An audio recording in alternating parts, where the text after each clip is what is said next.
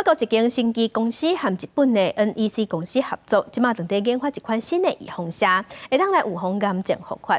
研究者是利用人工 AI 替患者提选出30多种新的抗原，初步即马是显示讲患者预防射注射了后9个月后，拢无再复发。 流感的患者上解烦恼癌细胞会夹起来的问题，即马可能有解啊！法国一间生技公司甲日本电器公司 NEC 合作，针对头甲颔管的癌症，也就是治疗喙腔癌、鼻咽癌、甲甲状腺癌等等，研发一种新的疫苗，而且互16个患者试验，初步结果发现讲，这16个已经甲瘤切掉，而且接受疫苗治疗的患者，9个多月了后，拢无佫夹起来。The TG4050 is unique for each patient. We actually manufacture a vaccine that responds to the characteristics of each patient's tumour. It even adapts to each patient's immune system. 这个新的疫苗上介大的特色，就是运用 AI 人工智慧。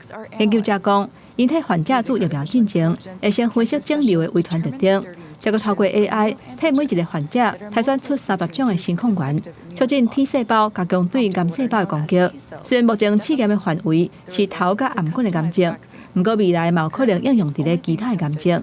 It is highly conceivable that this technology could be applied to many cancers, because these vaccines are tailor-made for an individual by searching for mutations that are specific to each cancer.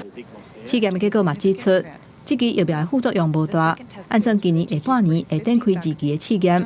虽然离疫苗完成所有的试验到上市，也阁需要几啊年的时间。 不过，若试验有成功，对癌症的患者来讲是真大好消息。